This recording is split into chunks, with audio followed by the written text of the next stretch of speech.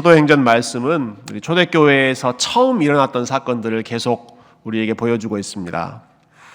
성령님께서 처음 임하셨던 오순절 성령 강림 2장에 나왔고요. 또 교회가 처음으로 기적을 행했던 3장의 사건도 있었고, 그 일로 인해서 처음 핍박받았던 것도 있었고, 5장으로 넘어가면 우리가 소위 말하는 징계, 교회의 권징이 처음으로 일어납니다. 아나니아와 삽비라 사건, 아주 유명한 사건이었죠. 그리고 지난주에 봤던 6장 앞부분 말씀에서는 역시 처음으로 직분자를 선출하는 그러한 일들이 있었습니다. 교회 안에 여러 가지 이슈들이 있을 때 하나하나 도전과 응전이 이루어지고 있는 그러한 모습이죠. 그래서 7명의 집사님을 선발했는데요. 그 다음에 오늘 우리가 읽었던 본문에 보면 역시 처음 일어나는 사건인데 처음으로 순교자가 배출됩니다. 사도행전에 기록된 첫 번째 순교의 이야기가 우리가 오늘 읽었던 말씀입니다. 첫 번째 순교자의 이름이 누구였습니까? 스데반. 일곱 집사님 중에 한 분으로 선출되었던 최초의 직분자가 최초의 순교자가 되는 이러한 역사가 오늘 본문에 나왔죠. 제가 한국에서 처음으로 신학 공부할 때 그 신학교에서 우리 교수님 한 분이 이런 말씀해 주셨습니다. 신학교 입학할 때 뭐 성경 고사도 치고 뭐 철학, 영어 이런 시험도 치고 그 다음에 마지막에는 우리 교수님들 앞에서 인터뷰 하거든요. 본인이 어떤 마음으로 이제 신학을 공부하려고 하는지 그 지원 동기를 이야기하는데 교수님이 이제 어떤 학생에게 물어보신 거예요. 형제님은 왜 신학교에 지원하셨습니까? 그러니까 이분이 대답하셨습니다. 저는 말씀을 잘 배워서 베드로와 같은 설교자가 되고 싶습니다. 사도행전 2장에 나오는 베드로처럼 한 번의 설교로 3,000명을 주님께로 돌아오는 이런 엄청난 능력 있는 설교자가 되고 싶습니다. 저는 아닙니다. 참고로 아주 포부가 대단한 그런 분이시죠. 그 말씀을 가만히 들으시고 나서 교수님이 그 학생에게 이렇게 한 가지 더 질문을 하셨어요. 그런데 사도행전을 조금 더 읽어보시면 7장에서 스데반은 한 번 설교를 하고 순교를 당합니다. 그래도 하시겠습니까? 이런 말씀을 하더라고요. 여러분 그 학생이 어떻게 했을까요? 큰 깨달음을 얻고 계속해서 겸허한 마음으로 공부를 하셨습니다. 처음에 본인이 가졌던 어떠한 개인적인 야망이 아니라 그래도 주님께서 부르시면 그 길을 걸어가겠습니다. 겸허한 마음으로 공부를 하셨습니다. 저희 학교의 선배님 중에 한 분이셨는데요. 여러분 베드로의 그 설교의 열매와 스데반의 설교의 열매가 참 아이러니하죠. 한 사람은 한 번의 설교로 3,000명, 5,000명 엄청난 열매를 맺기도 하지만 또 다른 사람은 스데반 같은 분은 한 번의 설교를 하고 나서 오히려 그 설교의 대가로 본인의 생명을 드려야 하는 그러한 삶이 어떤 것입니다. 도대체 스데반이 어떤 설교를 했길래 이 한 번의 설교로 그가 순교까지 당하게 되었는가? 저희가 오늘 54절부터 읽었죠. 사실은 사도행전 7장 전체 1절부터 53절까지 그 긴 내용은 스데반이 했던 설교의 전체 내용입니다. 그 전체를 그대로 옮겨 놓았습니다. 근데 그 내용은 설교인 동시에 그리고 구약 성경의 히스토리, 역사를 스데반이 쭉 훑어주는 그런 내용입니다. 구약 성경을 쭉 훑어가면서 그 역사를 살펴보면서 스데반은 하나님이 어떤 분이신가 하는 것을 자기를 불러놓은 그 성전 지도자들 앞에서 선포했는데요. 간략하게 정리하면 이렇습니다. 구약 성경의 역사를 이렇게 설명했어요. 먼저 아브라함부터 시작합니다. 우리 조상 아브라함, 믿음의 조상 아브라함은 메소포타미아라고 하는 지역에서 하나님을 만났습니다. 하나님께서 이방 지역 메소포타미아라고 하는 지역에 가셔서 아브라함을 불러내셨죠. 그 다음에는 곧바로 요셉 이야기를 합니다. 우리 조상 요셉은 형제들에 의해서 이집트로 팔려갔는데 이집트로 노예 생활을 할 때 하나님께서 요셉과 함께 하셨습니다. 이집트에서 또 함께 하셨다는 것입니다. 그 다음에는 모세 이야기를 합니다. 모세가 태어났을 때 그 이집트, 애굽이라고 하는 제국에서 하나님께서 모세와 함께 하셨고, 그리고 모세가 이집트를 떠나서 미디안이라고 하는 광야 지역으로 가셨을 때 역시 하나님께서 그 미디안 광야에서 모세를 만나시고 모세를 부르셔서 이집트로 돌려보내시고 이집트에서 이스라엘 백성들을 끌고 나와서 광야에서 하나님과 함께 동행하게 하셨습니다. 이게 이 스데반이 회고해주는 그 구약 성경의 역사였습니다. 그러면 38절에 보면 참 놀라운 표현이 하나 나오더라고요. 설교 중에 나오는 표현인데 38절 한번 보여주시겠어요?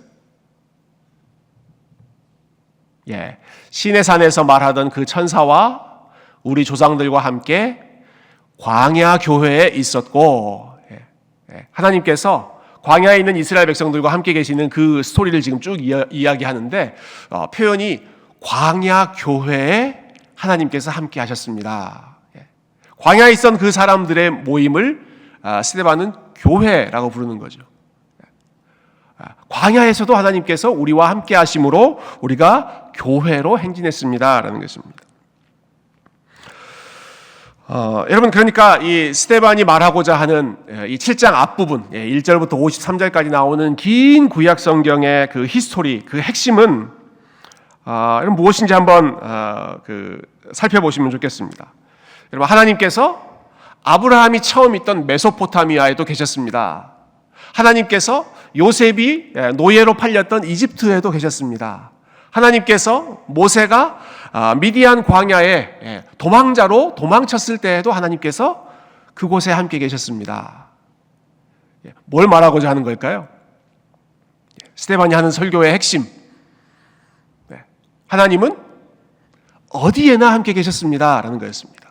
하나님께서 메소포타미아라고 하는 우리가 잘 모르는 그 이방 지역에도 함께 계셨고, 이집트 제국에도 함께 계셨고, 미디안에서도 함께 계셨고, 이스라엘 백성들이 이집트에서 나온 다음에는 광야 곳곳을 이동할 때 한 곳에 정착하지 않고 계속해서 이동하는 그 과정 속에도 하나님이 함께 하셨습니다. 이 말은 하나님은 어디에나 계시는 분이시고, 우리 눈에 보이는 장소, 눈에 보이는 건물, 지금 이스라엘 백성들이 떠받들고 있던 그 예루살렘 성전, 그 성전에만 갇혀 계시는 분이 아니십니다. 이렇게 이야기하는 거예요. 놀랍게도 이 이야기를 누구한테 하느냐? 그 성전을 관리하고 있는 성전 지도자들, 성전을 가장 중요하게 생각하고 있는 그 사람들 향해서, 그런데 우리 하나님은 성전에만 갇혀 계시는 분이 아니라 이 장소를 뛰어넘어서 팔레스타인 땅 작은 곳에만 하나님 매여 계시는 것이 아니라 어느 곳에나 온 세상에 하나님께서 메소포타미아에도 계시고, 아시아에도 계시고, 남미에도 계시고, 아프리카에도 계시고, 어디에나 하나님께서 그 백성들과 함께 하십니다. 여러분, 저희가 지금 토요일에 램스라고 하는 훈련을 하고 있는데요. 이 훈련 내용의 핵심 중에 하나가 사실은 이 내용을 아주 밀도 있게 살펴보고 있습니다. 성경에 나오는 하나님은 애초에 처음부터 선교의 하나님이셨다. 그리고 열방이라고 하는 말은 모든 민족이죠. 모든 민족의 하나님이셨다. 나중에 신약시대에만 와서 그렇게 된 것이 아니라 애초에 처음부터 아브라함 때부터, 요셉 때부터, 모세 때부터 모든 시대의 하나님은 온 백성, 온 땅 가운데 찬양을 받으시고 역사하시는 그러한 선교의 하나님이셨다. 여러분, 이것을 초대교회에 있는 성령, 오순절 성령이 임함으로써 아주 특별하게 경험했고요. 그리고 그 사실을 아주 분명하게 깨달은 이 스데반이 이 설교를 통해서 구약 성경은 역시 이러한 관점이었구나. 하나님께서 모든 민족, 모든 지역에서 우리와 함께 하시는 분이셨구나. 이 사실을 깨닫고 그 복음의 역동성을 지금 선포하고 있는 것입니다. 어떤 신학자가 초대교회의 예배를 가리켜서요, 이렇게 표현했습니다. 삼무 예배였다. 삼무. 무자는 없을 무자죠. 세 가지가 없는 예배였다. 초대교회, 특별히 신약시대의 교회는 세 가지가 없었다. 이렇게 말했어요. 어떤 세 가지가 없었는가? 눈에 보이는 건물이라는 차원에서 성전이 없었고,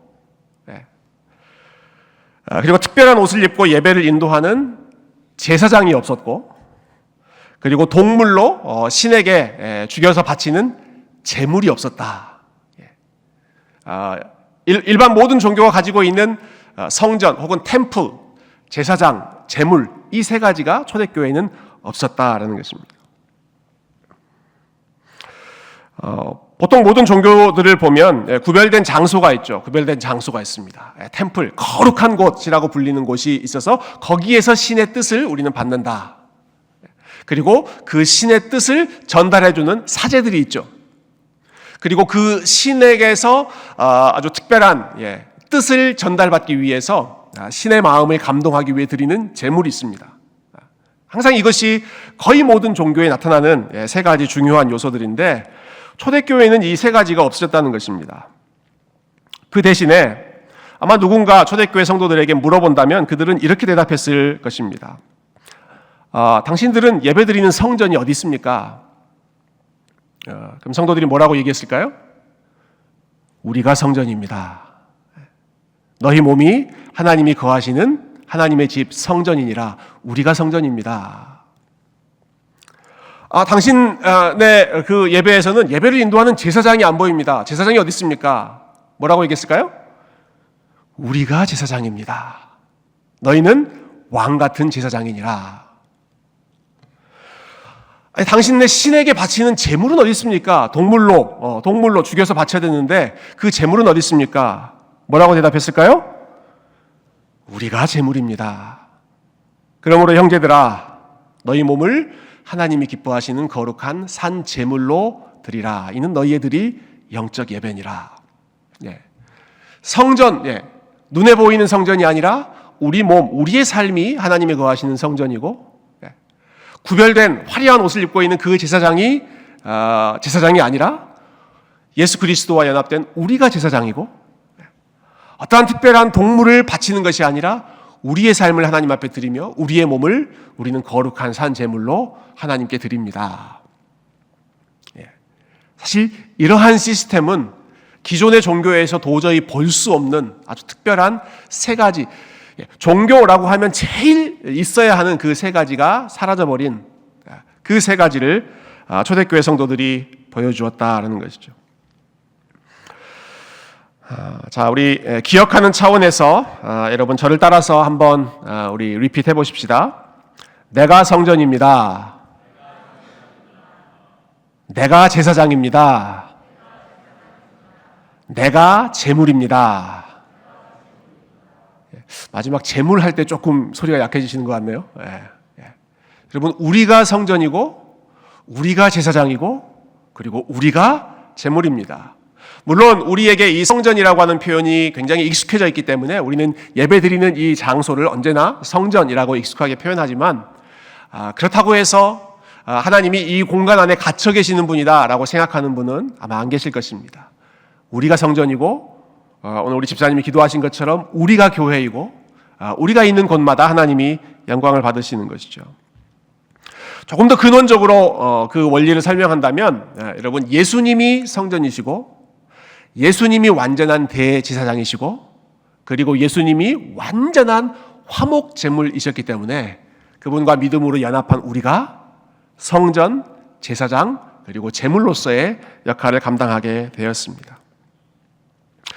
스데반은 이 사실을 깨달았습니다. 그래서 이 사실을 믿음 가운데 선포하는 것입니다. 하나님은 한 곳에 얽매이지 않습니다.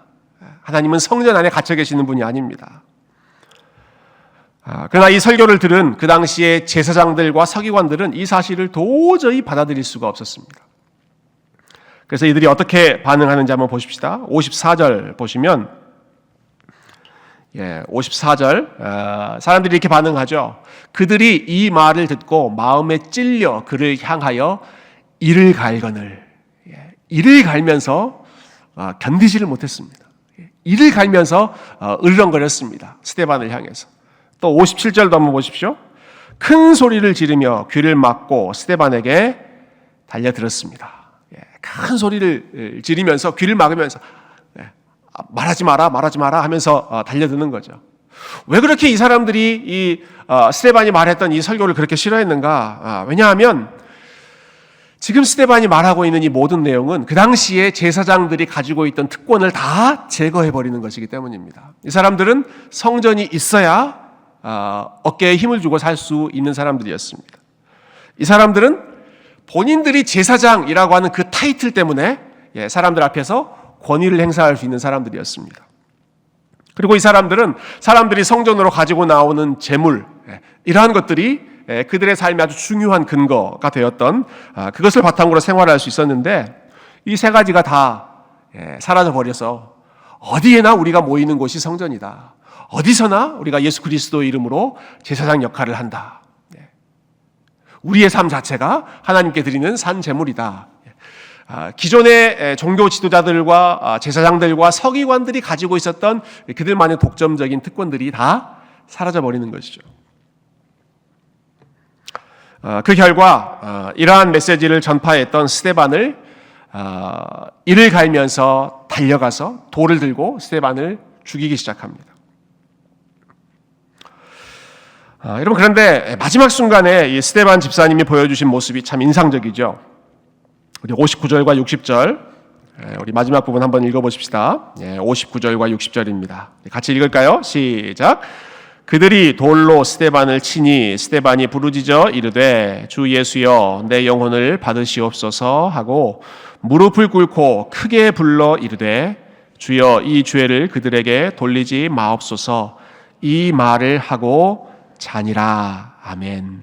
마지막 순간에 우리 스데반 집사님이 했던 기도는 딱 두 가지였죠. 첫 번째는 주 예수여 내 영혼을 받으시옵소서. 이 기도는 예수님께서 십자가에 달리셨을 때 마지막으로 남기셨던 기도입니다. 그 내용을 다른 복음서 저자가 아니라 누가가 기록해 놓은 내용인데, 그 똑같은 저자인 누가가 이 스데반이 죽었을 때 마지막으로 했던 기도를 예수여 내 영혼을 받으시옵소서, 주님께서 마지막 십자가상에서 하셨던 기도와 똑같이 기록해 놓고 있습니다. 스데반은 또 이렇게 기도했죠. 주여 이 죄를 그들에게 돌리지 마옵소서. 여러분, 이것도 어디서 많이 들어본 기도지 않습니까? 이것은 예수님께서 십자가에 달리셨을 때 첫 번째 했던 말씀입니다. 아버지여 저들의 죄를 저들에게 돌리지 마십시오. 저들은 자기들이 지금 무슨 일을 하는지를 모릅니다. 그러니까 예수님께서 십자가에서 하나님께 드리셨던 그 두 가지의 기도, 가장 먼저 했던 기도와 가장 마지막에 했던 그 기도를 스데반이 똑같이 본인의 생명이 꺼져가는 그 순간에 하늘을 바라보면서, 주님을 바라보면서 주님께 아버지여 주 예수여 내 영혼을 당신께 맡깁니다. 그리고 저들의 죄를, 나에게 돌을 던져 지금 나를 죽이는 저 사람들에게 이 죄를 돌리지 말아주십시오. 마지막 순간까지 예수님의 모습을 닮은 모습으로, 예수님의 말을 닮은 모습으로, 그리고 참 예수님의 그 사랑을 마지막까지 보여주는 그 모습이 오늘 첫 번째 순교자로 우리 하나님께 영광을 돌렸던 우리 스데반 집사님의 모습이었습니다. 이렇게 스데반 집사님이 참 억울하게, 무고하게 죽임을 당함으로써 그의 생명이 사라지는데요. 우리 스데반의 삶이 허무하게 사라지는 것 같지만, 여러분 참 놀랍게도 이 순간에도 하나님께서 그 상황 가운데 일하고 계셨다는 사실을 우리가 말씀을 통해서 확인하게 됩니다. 58절 제가 다시 한번 읽어보겠습니다. 58절 보시면 지금 이제 스데반을 돌로 치는 장면이 있죠. 성 밖으로 내치고 돌로 칠세 증인들이 옷을 벗어 사울이라 하는 청년의 발 앞에 두니라. 여러분, 스데반에게 돌을 던지는 사람들, 이 종교 지도자들이 자기들의 옷을 벗어서 한 사람에게 맡깁니다. 그 옷을 받았던 사람, 맡겼던 사람이 누굽니까? 사울이라 하는 청년입니다. 사울이라 하는 청년. 우리가 더 잘 사도 바울로 알고 있는 그 바울이 유대인의 이름으로서 사울이었습니다. 그 사울이 청년이었을 때 지금 이 스데반이 돌에 맞아 순교하는 그 현장을 목격하는 것입니다. 마치 우리가 소설이나 영화를 보면 그 앞일 보여주는 일종의 그 복선이라는 게 있잖아요. 복선. 그래서 그냥 얼핏 지나가는 내용 같지만 사실은 저자의 의도와 아주 숨어 있는 그 깊은 뜻이 담겨 있는 것이 이제 복선이라고 부르는데, 그럼 저는 이 장면을 이제 영화로 한번 제작해 본다면, 일단은 스데반이 지금 죽어가는 과정이니까, 주인공이니까 스데반의 얼굴을 클로즈업 하겠지만, 스데반이 마지막 하나님께 기도하고 또 자신의 생명이 다 꺼져간 그 다음에는 카메라 감독의 그 카메라가 사울에게로 이렇게 쫙 돌아갈 것 같아요. 쫙 돌아가면서 청년 사울의 얼굴이 클로즈업 되면서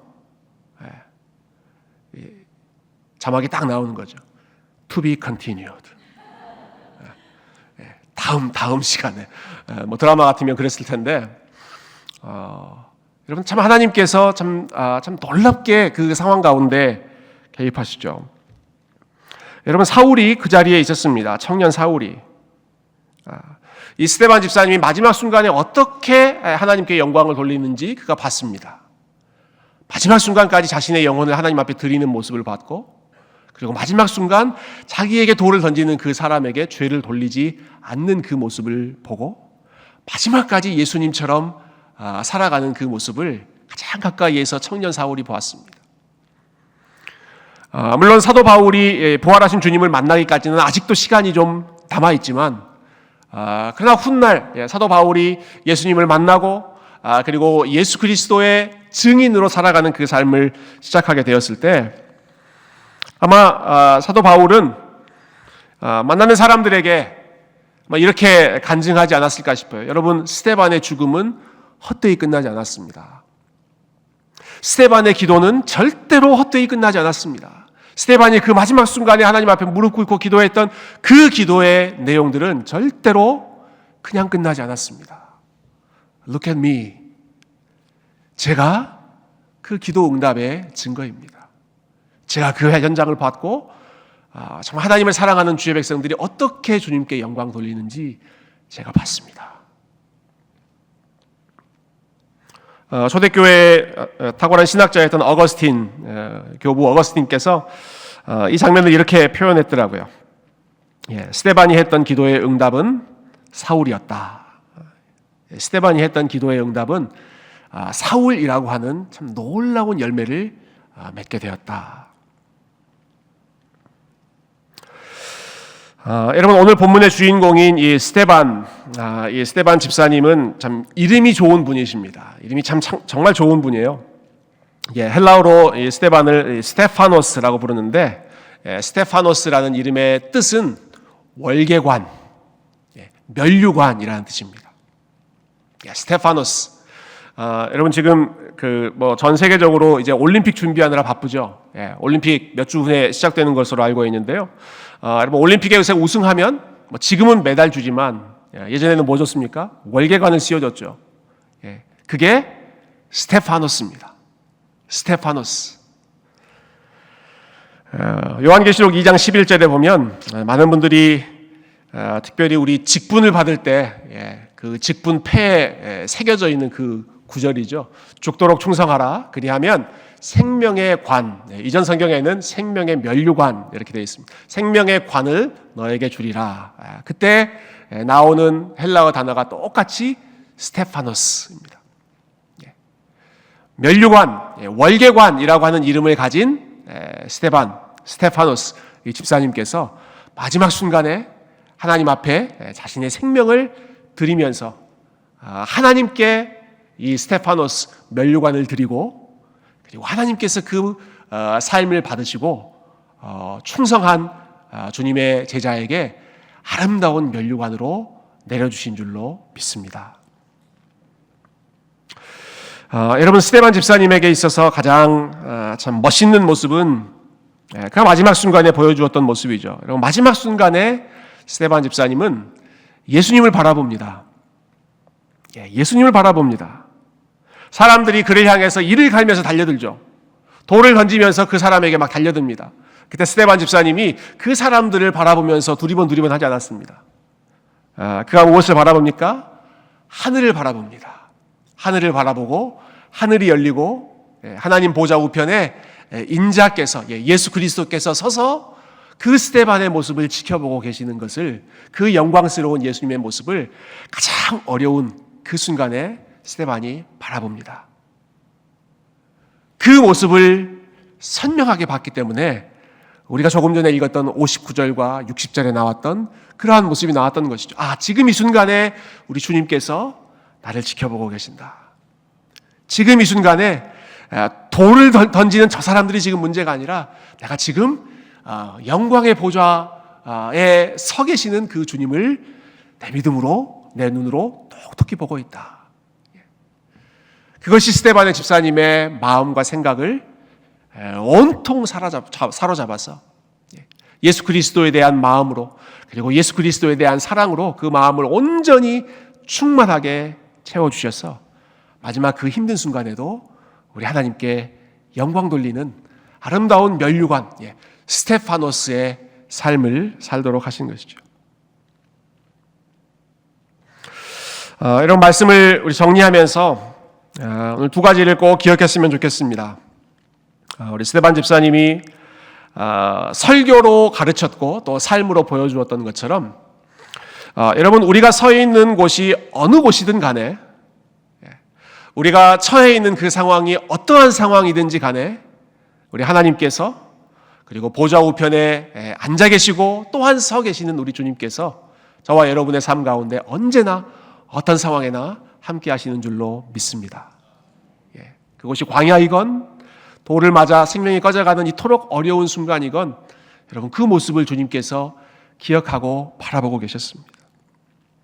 그리고 또 한 가지, 여러분, 우리가 생각하지 못했던 방식으로 우리 하나님은 새로운 길을 열어가시는 분인 줄 믿습니다. 스데반이 어떻게 생각했겠습니까? 그 상황에서. 여러분, 초대교회 성도들이 어떻게 그 상황에서 이러한 그 하나님의 섭리와 하나님의 길들을 생각할 수 있었겠습니까? 교회를 이끌었던 최고의 지도자 중에 한 사람인 이 스데반 집사님이 사라졌을 때 여러분, 교회가 얼마나 큰 위험이라고, 위기라고 생각했겠습니까? 그러나 그 순간에 우리 하나님께서는 사울을 준비하고 계셨고 사도 바울을 준비하고 계셨고 스데반을 데려가셨지만 오히려 사도 바울을 통해서 훨씬 더 많은 참 하나님 나라의 복음의 열매를 맺어가셨죠.